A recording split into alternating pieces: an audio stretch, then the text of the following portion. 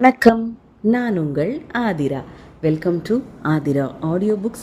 ராதையை கண்டு கொண்ட Kannan season 3 chapter 51 என்ன நடந்ததுன்னு பார்க்கலாமா? ராமன் கூறியதை கேட்டு சந்தோஷப்பட வேண்டிய ஆதவன் மாறாக அதிர்ச்சியில் உறைந்தான். என்ன சொல்கிறீர்கள்? சர்வேஷ் இப்படி ஒரு காரியத்தை செய்ய துணிவான்? சர்வேஷ் ராதிஷாவை நேசிக்கிறான். ராதிஷா அவனுடைய சொந்த அத்தை மகள்.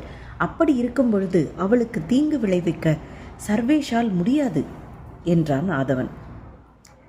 கிருஷ்ணனுக்கு ராதிஷாவின் மேல் பாசம் அதிகம்.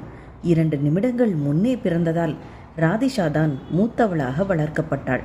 ராதிஷாவிற்கு ஆளுமை திறமை மட்டுமல்ல, முடிவெடுத்த விஷயங்களில் கண்ணும் கருத்துமாக இருந்து தன்னுடைய காரியத்தை சாதித்துக் கொள்வதிலும் வல்லவள்.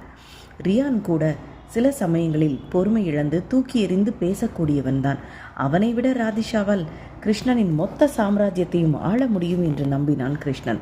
இப்போது கூட கிருஷ்ணன் நினைத்திருந்தால் ராதிஷாவிற்கு கொடுக்க வேண்டிய பொறுப்பை அப்படியே ரியானிடம் ஒப்படைத்துவிட்டு விலகி இருக்க முடியும்.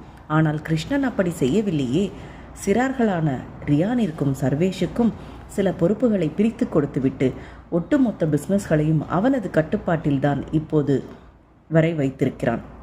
ஒருவேளை நமது கதையில் ராதிஷா சர்வேஷை விரும்பி இருந்தால் கிருஷ்ணன் அவர்களுக்கு மறுப்பெதுவும் சொல்லாமல் திருமணம் நடத்தி வைக்க தயாராக இருந்திருப்பான். அதோடு அவனது சொத்துக்கள் அவனது குடும்பத்திற்குள் தான் இருக்கும். ஆனால் இப்போது கதை எங்கு நோக்கி செல்கிறது என்று யாருக்குமே புரியவில்லையே. கிருஷ்ணன் ராதிஷாவின் விஷயத்தில் என்ன முடிவெடுக்கப் போகிறான் என்று தெரியவில்லை. ராதிஷாவின் ஒவ்வொரு செயலும் கிருஷ்ணனை தற்போது கோபப்படுத்தி கொண்டுதான் இருக்கும். பொறுத்திருந்து பார்க்கலாம் சர்வேஷ் என்ன செய்ய போகிறான் என்றார் ராமன். ராதிஷா இல்லாமல் போக வேண்டும் என்ற ஆதவன் ஒரு நாளும் நினைத்ததில்லை. ராதிஷாவின் மேல் அவனுக்கும் ஒரு கண் இருக்கத்தான் செய்தது. ஆனால் என்ன செய்வது? கவின் யாதவ் முன்னால் அவனால் ஒன்றும் செய்ய முடியவில்லை. ராமனுக்கும் ராதிஷாவிற்கும் நேரடியாக எந்த பகையும் இல்லை. அப்படி இருக்கும் பொழுது அவளது அழிவை எதிர்பார்த்து ராமன் ஏன் காத்திருக்கிறான்? ராதிஷாவின் வருகையால் கவின் யாதவின் திட்டங்கள் அனைத்தும் தவிடு பொடி ஆகிவிடுமோ என்று பயந்தான் ராமன். பல வருடங்களாக போராடி இந்த இடத்திற்கு வந்திருக்கிறான் கவின். சரியான நேரத்தில் அவர்கள் திட்டங்களை செயல்படுத்த முடியாமல் போனால் இத்தனை ஆண்டுகளாக போராடியதற்கு அர்த்தமில்லாமல் போய்விடும். அது கவின் யாதவின் உயிருக்கே ஆபத்தாகவும் முடியலாம். இதற்கெல்லாம் ஒரே வழி, ராதிஷா அவனை விட்டு ஒட்டு மொத்தமாக பிரிந்து செல்ல வேண்டும் என்று நினைத்தான் ராமன். இரவு நேரம் சாதாரணமாக பயத்தை அதிகரிக்கும். ஆனால் சிட்டி முழுவதும் இருந்த இரவு நேர விளக்குகள் அனைத்தும் பிரகாசமாக எரிந்து கொண்டிருந்தது. இது இரவா அல்லது பகலா என்று தெரியாத வண்ணம் அவ்வளவு வெளிச்சமாகவும் அழகாகவும் இருந்தது அந்த இரவு. அங்கு வீற்றிருந்த உயரமான வாட்ச் டவரின் மேல் நின்று கொண்டு பைனாக்குலர் வழியாக வெகு நேரமாக எதையோ தேடிக்கொண்டிருந்தான் சர்வேஷ். அவன் கவின் வீட்டை தான் வெகுநேரம் நோட்டமிட முயற்சித்து கொண்டிருந்தான். வில்லாவின் முன்பாக வீற்றிருந்த பெரிய பெரிய மரங்கள் அவனது வழியை மறைத்தது. அவனால் அந்த வீட்டில் என்ன நடக்கிறது என்று எதையும் நோட்டமிட முடியவில்லை. 10 வருடங்கள் என்பது ஒன்றும் சாதாரணமான விஷயம் இல்லையே. இந்த 10 வருடங்களில் ராதிஷா உண்மையில் கியாஷுடைய முகத்தை மறந்து போயிருந்தாள். ஆனால் அவளது இதயத்தில் ஆழமாக பதிந்திருந்த அவனது நினைவுகளை மட்டும் அவளால் மறக்க முடியவில்லை. இன்று அவள் அவனை மறக்கவும் இல்லை. போதாக்குறைக்கு அவனது வீட்டிற்கு இன்று அவள் சென்று விட்டாள். இதை நினைக்கும் போதே கோபத்துடன் பைனாக்குலரை இறுக்கி பிடித்தான் சர்வேஷ். சார், டைரக்டர் கிருஷ் லைனில் இருக்கிறார் என்று ஃபோனை எடுத்து வந்து கொடுத்தான் அவனது உதவியாளர் ஒருவன். சர்வேஷின் நினைவுகள் கலைய ஃபோனை கையில் வாங்கியவன் மாமா என்றான். என்றான் கிருஷ்ணன். அவனது குரலில் கோபமும் கடுமையும் நன்றாகவே தெரிந்தது. இன்றும் கிருஷ்ணனிடம் பேச அனைவருக்கும் பயம்தான்.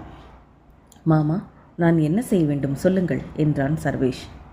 கோஸ்டல் ஏரியாலையா இருக்க நீ என கேட்டான் கிருஷ்ணன். ஆமாம் மாமா என்றான் சர்வேஷ்.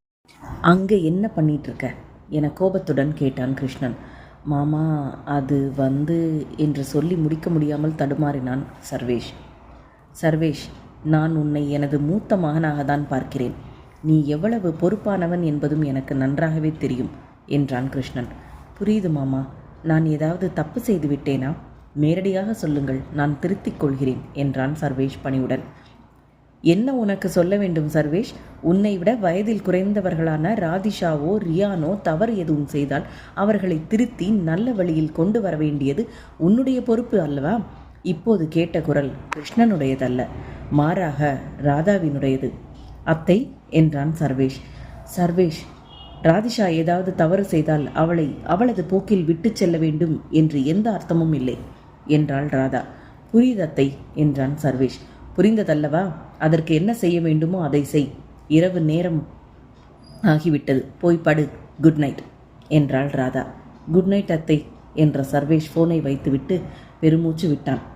அடுத்த பக்கம் ஃபோனை வைத்துவிட்டு திரும்பிய ராதா அங்கு சோகமான முகத்துடன் அமர்ந்திருந்த கிருஷ்ணனை நேராக பார்த்தாள். பசங்களோட விஷயத்தை எல்லாம் நானே பார்த்து கொள்கிறேன், நீங்கள் இன்டர்ஃபியர் ஆனாலே பசங்க பயப்படுறாங்க என்றாள் ராதா. நான் என ஆரம்பித்த கிருஷ்ணனை அப்படியே நிறுத்தினாள் ராதா. என்ன, ஒரு சாதாரண விஷயம், சொல்ல வந்ததை சொல்லிவிட்டு ஃபோனை வைக்க வேண்டியதுதானே? அதை விட்டுவிட்டு பாவம் சர்வேஷ் கிட்ட போய் இவ்வளவு ஸ்ட்ரிக்டாக பேசினால் என்ன அர்த்தம் என கேட்டாள் ராதா. கிருஷ்ணன் பதில் எதுவும் கூறாமல் எங்கோ பார்த்தபடி அமைதியாக உட்கார்ந்திருந்தான். இங்கே பாருங்க, பசங்க வளர்ந்துட்டாங்க, அவங்களுடைய பர்சனல் ப்ராப்ளம்ஸ் எல்லாத்தையும் அவங்களே ஹேண்டில் பண்ணுவாங்க. இதில் இன்னமும் நீங்கள் அவங்கள சின்ன பசங்களை மாதிரி ட்ரீட் பண்ணிவிட்டு உங்கள் கண்ட்ரோலில் வைக்கணும்னு நினைக்காதீங்க என்றாள் ராதா. கிருஷ்ணனின் முகம் இருண்டது. ராதா பேசியது அவனுக்கு ஒத்துக்கொள்ள முடியவில்லை என்று நன்றாகவே தெரிந்தது. இந்த லவ் ஸ்டோரியில் அடுத்து என்ன நடந்ததுன்னு நெக்ஸ்ட் எபிசோடில் பார்க்கலாம். Bye wears.